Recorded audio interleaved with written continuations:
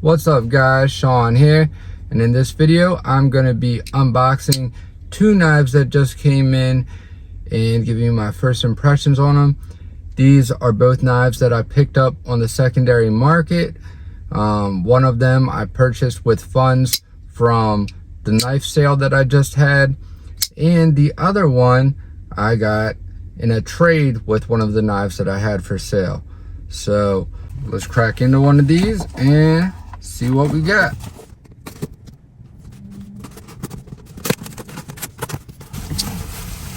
Right here we have something from Benchmade. Now, I've stated before, I'm not a huge Benchmade fan these days due to, well, I stopped buying more Benchmades because of their quality control issues. I just wasn't impressed. And then when I found out that they were supporting gun control and stuff like that, anti-2A, that kind of sealed the deal for me. But I acquired these knives on the secondary market, so it's money that has already gone into Benchmade's pocket. You know, I'm not supporting them by buying these. I'm not going to tell you what to do with your money. You know, that's up to you. But, you know, the way I feel about a lot of things and the reality of it is, if you have a problem with something, you have to vote with your dollar. That is really the only language that corporations, companies, and politicians understand, is when it affects their pocket. You know, you can go vote in a booth all day. That's not going to change anything. You have to vote with your dollar. So, you know, with that being said, with Benchmade's politics aside, they do make some, you know, great knives. And as long as you get one that doesn't have any quality control issues, you'll be good to go. I have heard that their warranty department is great. I've also heard that their warranty department is not so great.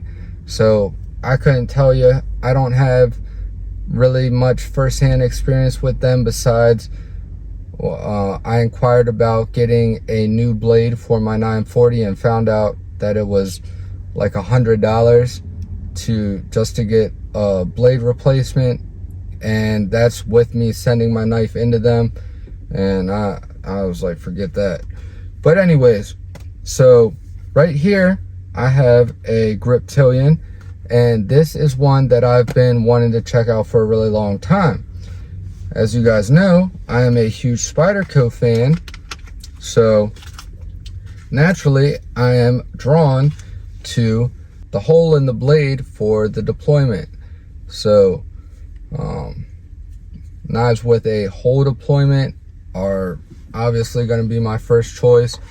And this was actually, or this is the 20CV 550-1, is the upgraded version of the Sheepsfoot Griptillian, and it is outfitted with aftermarket applied weapons technology, aluminum scales, and backspacer. And yeah, that's enough talking. Let's flick this thing open.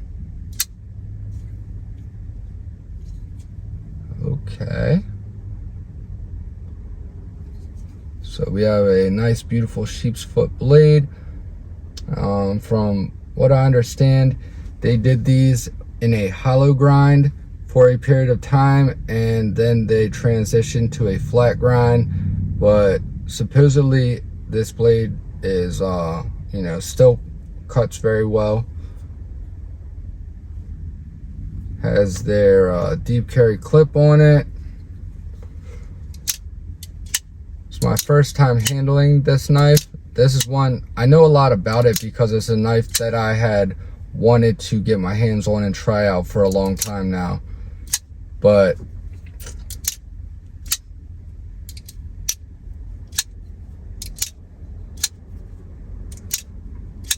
all right, so this was something that I was a little bit concerned about in the video that the seller sent me, it looked to me like the Omega springs were on the weaker side, meaning, you know, the Omega springs is what keeps the blade in place, and that basically acts as your detent. There is no detent, it's a spring resistance, just like you would experience on a lockback knife. But you know, typically the action on these is pretty good, and you know, there's enough spring resistance that the deployment feels good. The same thing goes for the HOGUE knives.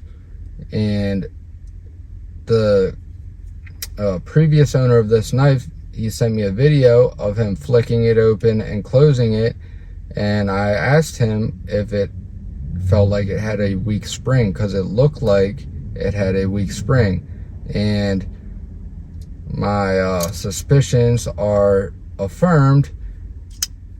This thing, I mean, it's smooth, but it has a weak spring, and that is really not satisfying and quite disappointing.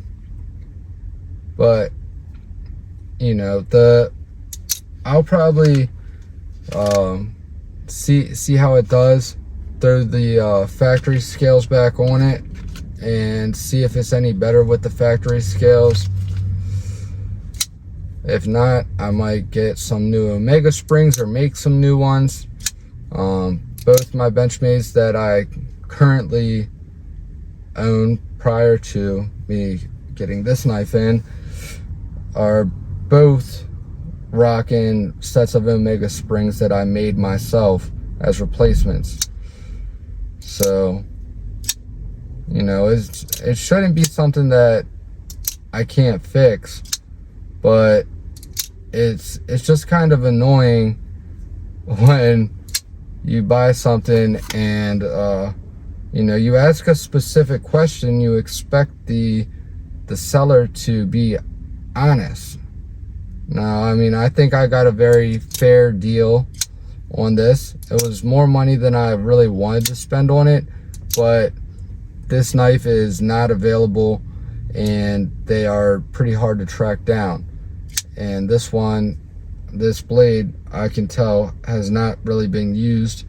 So, you know, it's not like it's a fault of the seller that it has a weak spring, but it's just something that would have been nice to know, considering that I specifically asked that. But aside from that,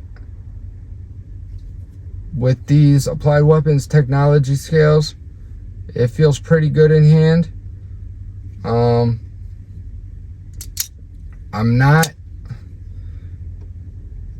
not like blown away by the feel of it or anything.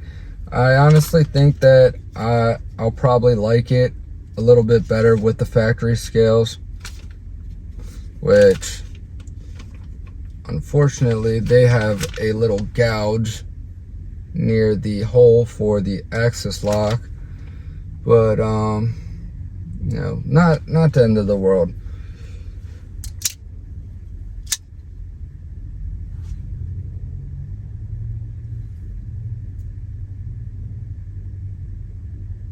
So yeah, I will be putting this back to the stock configuration and seeing how I like it that way, and then go from there. I mean, it's not bad, but just, I don't know, not really sold on it, not in love with it. I think it looks really nice, but you know, I've heard mixed things about these scales. A lot of people say they really like the feel of these scales, the profile of them, which the profile is different than the original profile. Original profile is more of a contoured handle scale, and I think this is gonna feel far more comfortable in hand. Anyways, I will soon find out. And if not, you know, maybe someone else will like it. And I have another one right here.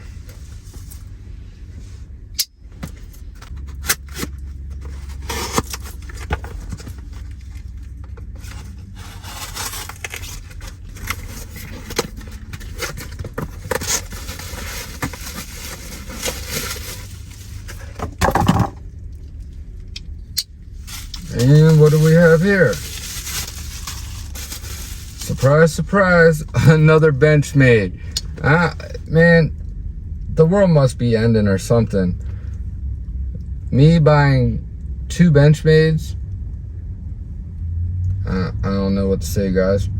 But hopefully I like this one more. So this is a model that I do have experience with. This is a Benchmade 940, but I actually have my OG 940 with me today. And if you watched my last video, or the video where I compared the 4 best small lightweight EDC knives, towards the end I talk about this knife right here and how this one is actually one of the 2 knives that I learned how to sharpen on back when I first started sharpening, and that was freehand. And this knife, this 940 and a blacked out Spyderco Paramilitary 2, that was the only 2 nice knives that I owned, and that's what I learned to sharpen on. And I dove in head first, and that gave me the motivation, the persistence and determination to get it down and not mess it up. And that's why you know, I question when people recommend people, you know, start out learning how to sharpen on a cheap knife.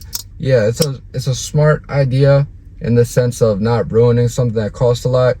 But if you want to really force yourself to have a level of determination required to overcome that initial hump when you are learning how to sharpen, start off on a knife that you really love, and you will be determined to make it right.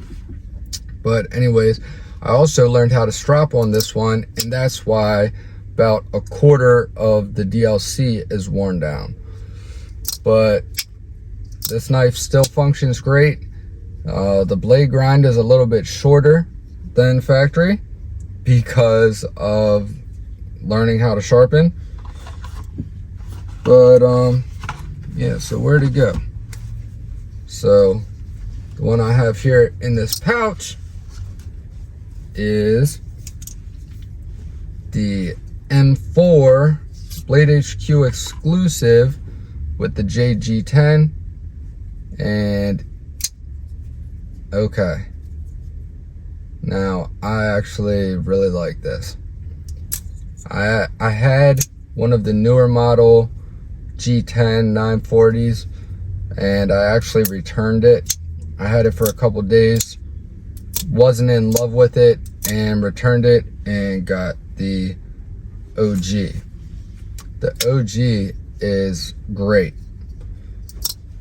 but this guy right here, I really do like this a lot. So initial impressions of this one are very good.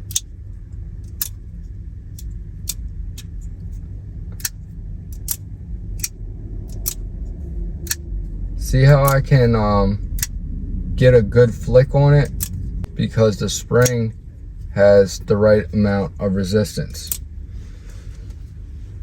Exhibit B.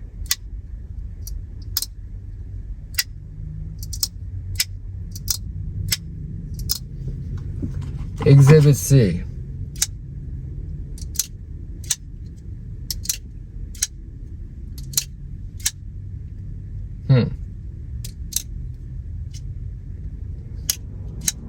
I'm telling you guys, I really don't think it's just in my head.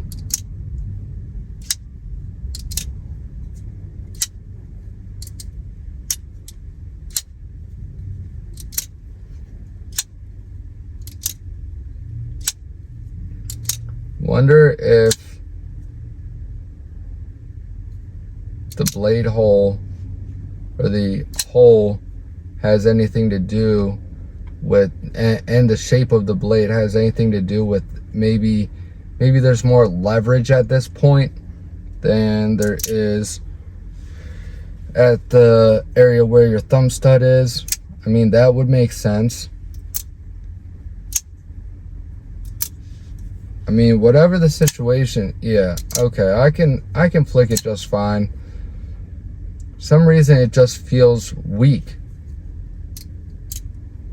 which really isn't a huge deal, but you know, I'm kind of particular about certain things, and that's a little bit of a pet peeve, is like a weak detent or a weak spring. I'm really not a fan of that. So,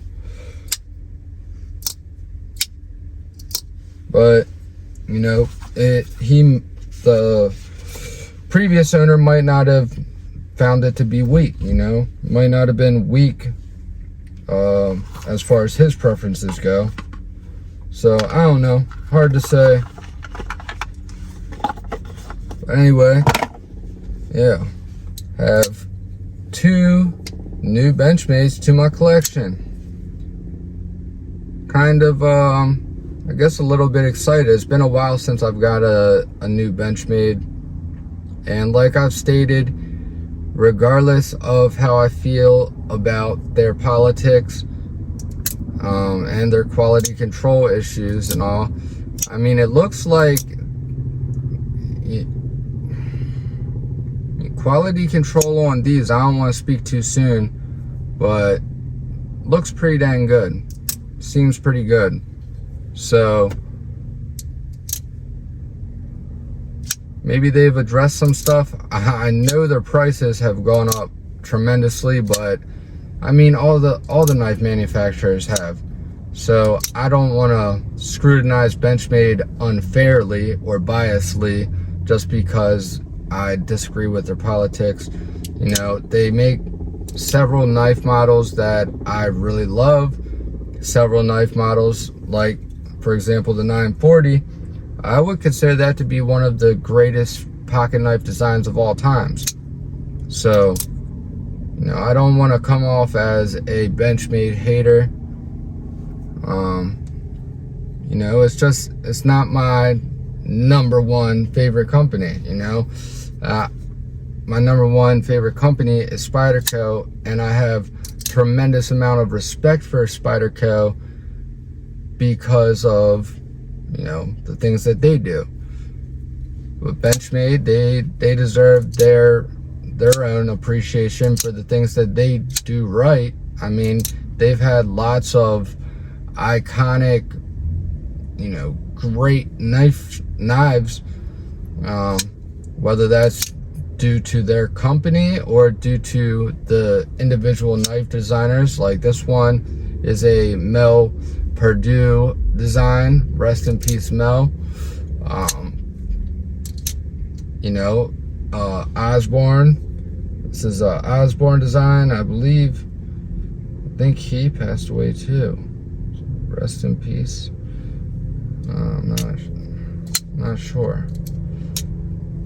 A lot of these really, you know, some of the knife designers from the time when I first started finding out what these knives were, you know, when I was a kid looking on knife websites and knife magazines, long before I had the money to purchase one of these, you know, that's the names that I would see pop up underneath the description for all these knives that I thought, you know, were so cool that I dreamed of having one day. So, you know, definitely some legendary makers under the Benchmade brand. And I mean, at the end of the day, it's a USA company, so that's you know, anytime something's made in the USA, that's a nice, you know, nice attribute. This one has some pretty crappy lock stick, but my BUGOUT that has applied weapons technology scales, they are one of their first designs. They're just plain aluminum. It's from when applied weapons technology first came out. Those have the same kind of issues, bad lock stick and all. I think axis lock knives are just kind of finicky. to be fair to Applied Weapons Technologies. I think they're a little bit more finicky, especially with aftermarket scales and stuff. But,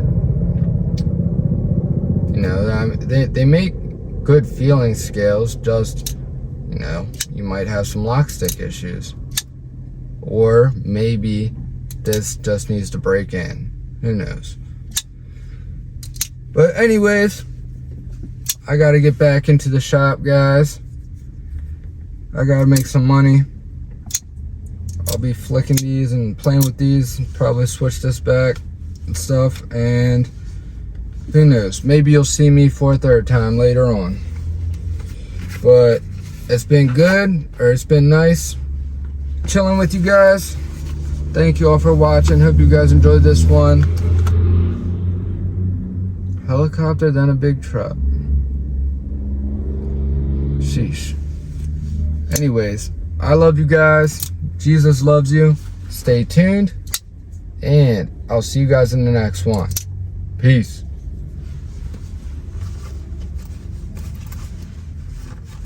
Good thing I got a lot of pockets.